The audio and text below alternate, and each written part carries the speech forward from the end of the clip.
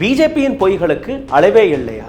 500 கோடி ரூபாய் செலவில் நரேந்திர மோடிக்காக தெப்பக்குளம். பீகார், உத்தரப்பிரதேசத்தை சார்ந்த மக்களுக்கு 12,000 ஸ்பெஷல் ட்ரெயின்களாம். ஆனால் அந்த ட்ரெயின்களை தான் காணவில்லை. டெல்லி பொல்யூஷனை கண்ட்ரோல் செய்வதற்காக நரேந்திர மோடி அரசாங்கம் எடுத்து வைத்த புதிய யுத்தி பார்த்தீர்கள்னா வியந்து போவீர்கள்.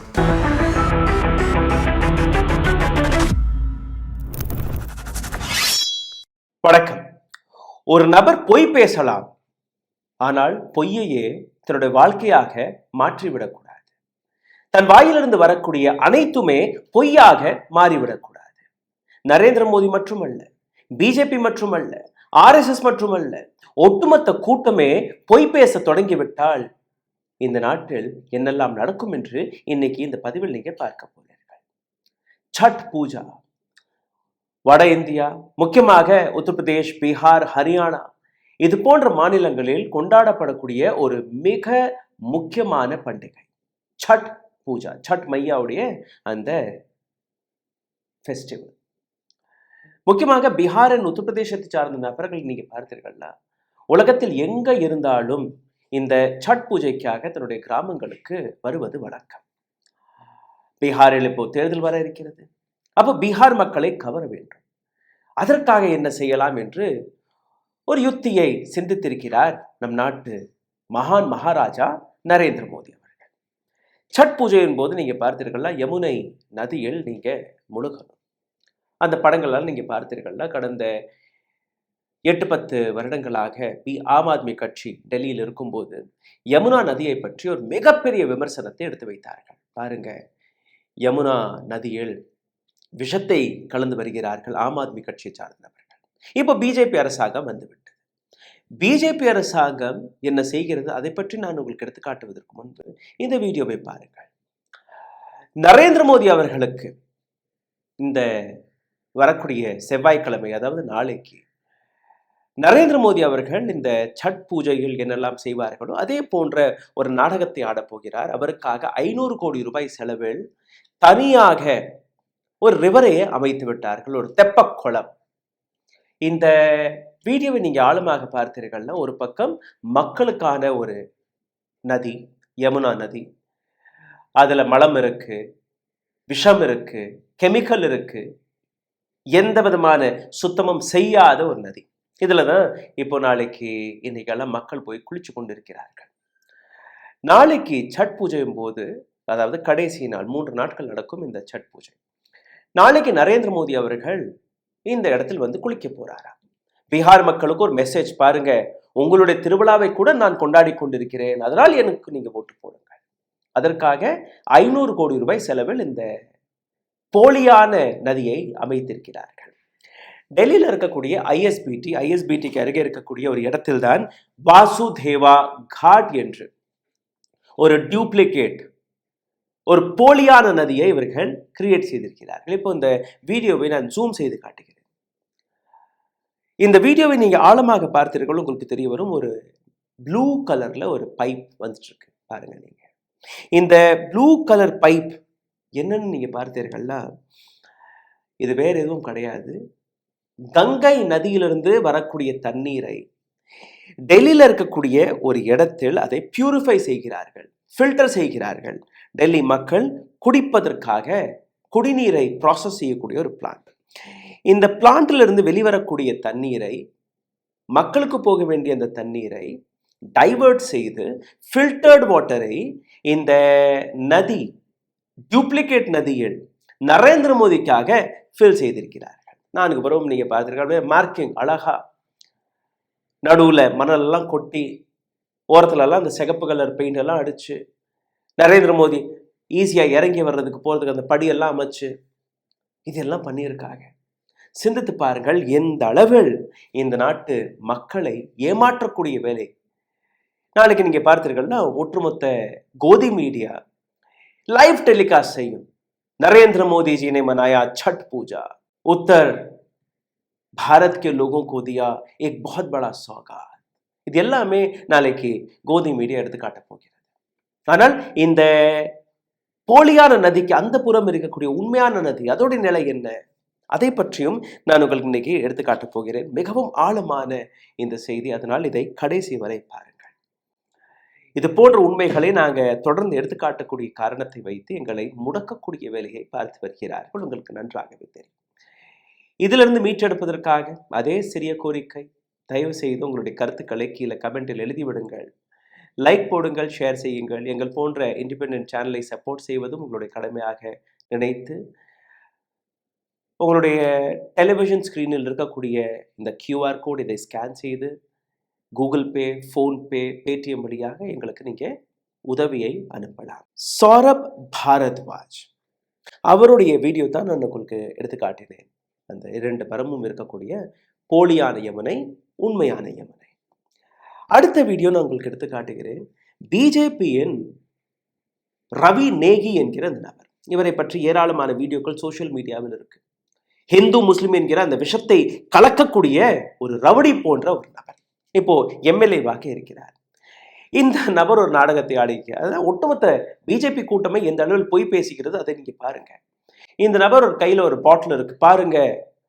சௌரப் பாரத்வாஜ், ஆம் ஆத்மி கட்சி, மற்ற நபர்கள், டெலிவிஷன் மீடியா எல்லாருமே கங்கா நதியை நாங்க சுத்தம் செய்யவில்லை என்கிற ஒரு போலியான ப்ராபகேண்டாவை நடத்தி வருகிறார்கள். நானே உங்களுக்கு அந்த பாட்டிலை பிடிச்சி காட்டுறேன் பாருங்க அப்படின்னு கங்கைக்குள்ள போய் ஒரு பாட்டிலில் தண்ணீரை இறப்பி காட்டுறாரு பாருங்க, எவ்வளவு தெளிவா இருக்குன்னு. மக்களை முட்டால் நினைச்சிருக்கார்களே என்னன்னு தெரியல. மறுபடியும் அந்த வீடியோவை நீங்க பாருங்க, மார்க் பண்ணி காட்டுறேன், ரவுண்டு போட்டு காட்டுகிறேன். இங்க இருந்து போகும்போதே கொஞ்சமா சுத்தமான தண்ணீரை எடுத்துட்டு போயிருக்காரு. போகும்போதே அப்படியே லைட்டா கீழே உட்காந்துட்டு தண்ணி பிடிக்கும்படி பிடிச்சி எடுத்து காட்டும் போது ஆனால் இந்த தண்ணிக்கான உண்மையை நான் உங்களுக்கு எடுத்து காட்டுகிறேன். அடுத்த வீடியோவை பாருங்கள். இதுவும் ஆம் ஆத்மி கட்சியை சார்ந்த சௌரப் பாரத்வாஜ். இவர் மட்டுமல்ல, இன்னும் சில நியூஸ் சேனல்ஸ்களும் எடுத்து காட்டியிருக்கிறார்கள். அவர்களுடைய வீடியோவை எங்களால் பயன்படுத்த முடியாது. காரணம், ஏபிபி நியூஸ் மற்ற நியூஸ் எல்லாம் எடுத்து காட்டியிருக்கிறார்கள். ஏன்னா காப்பிரைட் வந்துடும். நான் சென்னையில் உட்காந்துருக்கேன், டெல்லியில் போய் என்னால் இந்த தண்ணியெல்லாம் பிடிக்க முடியாது. பட் சௌரப் பாரத்வாஜுடைய இந்த வீடியோ நீங்கள் பார்த்தீர்கள். இது யமுனாவில் நேரடியாக போய் அந்த தண்ணீரை பிடிச்சிருக்கிறார். நீங்கள் அந்த கலரை பார்க்கலாம். இது உண்மையான தண்ணி. இவங்க கையில் தானாகவே எடுத்துட்டு போன அந்த போலி தண்ணீர் கிடையாது. சரி, இது மட்டுமல்ல. இப்போ இன்னொரு வீடியோ நான் உங்களுக்கு எடுத்து காட்டுகிறேன். ஒட்டுமொத்த அந்த உண்மையான யமுனாவை மறைப்பதற்காக ஒரு பச்சை கலர் அந்த பேனரை போட்டிருக்கிறார்கள். திரை 4 புறம் நீங்க பார்த்துருங்க, திரை. காரணம், மக்கள் அப்படி நடந்து வரும்போது அல்ல வாகனங்களில் வரும்போது இதற்கு பின்னாடி இருக்கக்கூடிய அசுத்தமான கங்கையை பார்த்து விடக்கூடாது. அந்த புறம் இருக்கக்கூடிய நரேந்திர மோடிக்காக 500 கோடி செலவில் கட்டப்பட்ட அந்த போலியான நதியை பார்த்து விடக்கூடாது. ஏன்னா மக்கள் கேள்வி கேட்பார்கள் இல்லையா, என்ன சார் நரேந்திர மோடிக்கு மட்டும் தனியா ஒரு காட், மக்களுக்கு ஒரு காட் அப்படியா? ஸோ அதுக்காக இந்த ஒட்டுமொத்த அந்த ஸ்ட்ரெச்சிலே நீங்க பாருங்க, அந்த திரை போட்டு மூடி இருக்கு. என்னுடைய ஜேர்னலிஸ்ட் ஃப்ரெண்ட் பிரியான்ஷி சர்மா அவருடைய ஒரு வீடியோ நான் உங்களுக்கு எடுத்து காட்டுகிறேன். பீக் டிவி என்கிற ஒரு இண்டிபெண்ட் சேனல் நடத்தி வருகிறார். ரொம்பவே பிரமாதமான பத்திரிகையாளர். இந்த பெண்மணி இதே கங்கைக்கு போய் ஒரு வீடியோவை எடுத்திருக்கிறார். அந்த வீடியோ நீங்க பார்த்தீர்களா, ஒரு சில படகுல ஏதோ ஒரு கெமிக்கலை தெளிச்சிட்டு இருக்காங்க. ஒரே இடத்துல தான் அந்த கெமிக்கலை தெளிச்சிட்டு இருக்காங்க. அதற்கான காரணம் என்ன? ஏன்னா இந்த இடத்தில் மட்டுமே பின்னாடியில இருந்து பாருங்க, அப்படியே நுரையா அசுத்தமான தண்ணீர், அசுத்தம் எல்லாமே வந்துட்டு இருக்கு. பட் ஒரே இடத்துல இந்த கெமிக்கலை தெளிச்சுட்டு டெல்லி அரசாங்கம் எடுத்துக்காட்டக்கூடிய அந்த பொய் பாருங்க, நாங்க யமுனாவை சுத்தம் செய்து விட்டோம். But this is useless.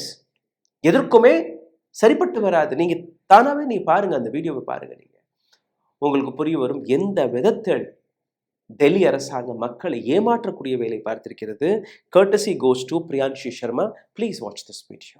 You'll be amazed to see what the Delhi government is doing to clear up the toxic white foam from the Yamuna River. There you can see that a government boat is spraying some chemical on this toxic foam to make it disappear. And it is indeed doing the job. As this chemical is being sprayed, the foam underneath is vanishing. But this is a solution that's as short term as it gets, because there's more toxic foam, more dirty water that's coming in from this direction every single second. And this spray is only momentarily clearing it up. It's not going to make this foam disappear permanently before the Chhath Puja celebrations this weekend. And let me also tell you that the Aam Aadmi Party has said that last year, when they were using this very chemical, the BJP back then had said that the AAP government is using a poisonous chemical to clean up the Yamuna. But this year, AAP has said that the BJP government is using that very same chemical that it once called poisonous to clean up the Yamuna River. Now I'll come to the chemical what they are using. இந்த படகுல வச்சுட்டு இந்த chemical use பண்ணுறாங்க இல்லையா, அதே chemical. 2022 ஆண்டு October மாதம் இதே சட் பூஜையும் போது டெல்லி பிஜேபியை சார்ந்த பர்வேஷ் வர்மா ஒரு மிகப்பெரிய நாடகத்தை ஆடினார். ஐயோ, எங்களுடைய யமுனையை நாசமாக்கிட்டார்கள், விஷத்தை கலங்கிட்டார்கள், மக்கள் இதில் எப்படி குளிக்க முடியும், எப்படி குடிக்க முடியும் என்று ஒரு பெரிய நாடகம். ஒட்டுமொத்த பிஜேபியில் இருக்கக்கூடிய அனைத்து தலைவர்களுமே ஆம் ஆத்மி கட்சியை டார்கெட் செய்தார்கள். அதே நேரத்தில் நீங்கள் பாருங்கள், அங்கே ஒரு ஆஃபீஸர் நிற்கிறார். அந்த ஆஃபீஸர் திரும்பி சொல்கிறார், இல்லை இது வந்து ஒரு சர்டிஃபைட் கெமிக்கல், இதை வந்து பயன்படுத்தலாம். எவ்வளவோ சொன்னால் கூட அந்த ரொம்பவே கேவலமாக அந்த அதிகாரியை அவர் மிரட்டி இருந்தார். இன்னைக்கு நீங்கள் பார்த்தீர்கள்னா அதே கெமிக்கல் இந்த படகுல போடுறாங்க இல்லையா, அதே கெமிக்கல் தான் இன்னைக்கு பிஜேபி பயன்படுத்தி வருகிறது. இப்போ என்ன சொல்லுவார் பிரவேஷ் வர்மா? இன்னைக்கு எங்கே இருக்கிறார் யாருக்குமே தெரியாது. சரி, இப்போ இந்த ஒட்டுமொத்த விஷயத்தில் மறுபடியும் நான் உங்களுக்கு இந்த யமுனை நதியை பற்றி நான் உங்களுக்கு எடுத்து காட்டுகிறேன். கோதி மீடியாவின் சூப்பர் ஆங்கர் சுதீர் சௌத்ரி மற்றும் டெல்லியின் சீஃப் மினிஸ்டர் ரேகா குப்தா அவர்களுடைய இந்த வீடியோவை நீங்கள் பார்க்கணும். எந்த அளவில் இவர்கள் ப்ராபகேண்டாவை பரப்புகிறார்கள். ரேகா குப்தா வழியாகவே உங்களுக்கு தெரிய வரும் எவ்வளோ ரூபாய் இதில் செலவாகியிருக்கு. 500 கோடி ரூபாய் செலவு செய்திருக்கிறார்கள். இந்த 500 ரூபாய் செலவு செய்து ரேகா குப்தா கூறக்கூடிய விஷயம், மக்களுக்காக நாங்கள் இதை அமைத்திருக்கிறோம். சட் பூஜா ஞாயிற்றுக்கிழமை முதல் நாள், இன்னைக்கு திங்கட்கிழமை 2வது நாள், நாளைக்கு செவ்வாய்க்கிழமை 3வது நாள். இந்த 3 நாட்களும் நீங்கள் பார்த்தீர்கள்னா பீகார், உத்தரப்பிரதேஷ், ஹரியானா, வடநாட்டில் இருக்கக்கூடிய மக்கள் யமுனா நதியில் போய் குளிக்கக்கூடிய வழக்கம். நாளையரை இந்த நதியை யாருக்குமே திறக்க மாட்டார்கள். காரணம், நரேந்திர மோடி அவர்கள் வந்து குளிக்கணுமா இல்லையா? So specially they have created this Vasudeva god for Narendra Modi, not for the public. மகான் மகாராஜாவிற்காக ஃபில்டர்ட் வாட்டர் பைப் வழியாக அங்கே கொண்டுட்டு வந்து கொட்டுகிறார்கள். அதை ரேகா குப்தா எந்த அளவில் பேசுகிறார் நீங்கள் பாருங்கள். இது மட்டுமல்ல, இன்னொரு வேடிக்கையான ஒரு வீடியோ உங்கள் கையில் கிடைச்சிருக்கு, நீங்கள் பார்க்க வேண்டும். ஒரு இடத்துல ஊர்வலம் அப்படியே கிரிவலம் சுற்றிட்டு வரபடி ஒரு 3 ட்ரக் சுற்றிட்டே இருக்கு பாருங்க. நீங்கள் தண்ணீர் அப்படியே தெளிச்சுட்டு இருக்காங்க. ஒரு ட்ரக் வருது, 2 ட்ரக் வருது, 3 ட்ரக் வருது. எதற்காக நீங்கள் பார்த்தீர்கள்னா, இன்னொரு இடத்த நான் ஜூம் செய்து காட்டுகிறேன். இந்த இடம்தான் பொல்யூஷன் மானிட்டரிங் ஸ்டேஷன். டெல்லியுடைய பொல்யூஷனை மானிட்டர் செய்யக்கூடிய அந்த சென்சர் இந்த இடத்துல இருக்கு. தீபாவளிக்கு அப்புறம் இப்போ வரக்கூடிய இந்த குளிர்காலத்தில் நீங்கள் பார்த்தீர்கள், டெல்லியுடைய பொல்யூஷன் ரொம்பவே மோசமாக இருக்கும், ரொம்பவே மோசமாக இருக்கும். உங்களால் மூச்சு கூட விட முடியாது. ஒரு ஃபோட்டோவை காட்டுறேன். ரேகா குப்தா அண்ட் நரேந்திர மோடி அவர்கள் தீபாவளிக்கு அடுத்த நாள் உட்காந்து பேசிட்டு இருக்கும்போது பின்னாடி ஒரு சின்ன மிஷின் இருக்கு பாருங்க, பிலிப்ஸோடைய மிஷின், ஏர் பியூரிஃபிகேஷன் மிஷின். அதாவது தனக்காக ஏர் பியூரிஃபிகேஷன் மிஷின், அதை வைத்து அவர்கள் சுத்தமான சுவாசிக்க வேண்டுமா? ஆனால் மக்கள், ஏழை மக்கள், அவர்களுக்கு எந்த விதமான, அவர்களை ஏமாற்றுவதற்காக இது நடக்கிறது. அப்போ அந்த இடத்துல அந்த சுத்திட்டு வரக்கூடிய அந்த ட்ரக்கை நீங்க பார்த்தீர்கள்னா, தண்ணீர் தெளிச்சுட்டு இருக்கக்கூடிய அந்த ட்ரக் பொல்யூஷன் மானிட்டரிங் ஸ்டேஷன்ல இருக்கக்கூடிய அந்த சென்சரை, அந்த டேட்டாவை குறைத்து காட்டுவதற்காக அந்த இடத்தில் இந்த தண்ணீரை தெளிக்கிறார்கள்.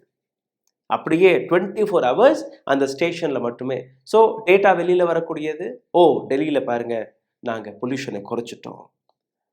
சரி, இதுவும் இருக்கட்டும். இன்னொரு வீடியோ நீங்க பாருங்க. இதே சட் பூஜைக்காக இந்த நாட்டு ரயில்வே மினிஸ்டர் ஒரு ரீல் மினிஸ்டர் அஸ்வினி வைஷ்ணவ் மற்றும் நரேந்திர மோடி அவர்கள் 12,000 ட்ரெயின்கள், ஸ்பெஷல் ட்ரெயின்களை அறிவித்தார்கள். நரேந்திர மோடி அண்ட் அமித்ஷா இவர்களுடைய இன்னொரு ஆக்ஷன் பிளானும் இருந்தது. அது என்னன்னு நான் உங்களுக்கு எடுத்து காட்டுகிறேன். பட் மக்களுக்கு இந்த 12,000 ட்ரெயினில் போக விருப்பம் இல்லை. அவங்க அதே பழைய ட்ரெயின் அப்படியே ஏறி மிதிச்சு, டாய்லெட்டில் உட்காந்துட்டு, ரோட்டில் உட்காந்துட்டு, அப்படியே பிளாட்ஃபார்மில் உட்காந்துட்டு, தொங்கிட்டு அப்படிதான் போகணும்னு அவர்களுக்கு விருப்பம் போல. அதனால் அவர்கள் இந்த 12,000 புதிய ட்ரெயின்கள், ஏர் கண்டிஷன் ட்ரெயின்கள், பர்த்தில் உட்காந்துட்டு படுத்துட்டு அப்படியெல்லாம் அவங்க போக விருப்பப்படவில்லையோ.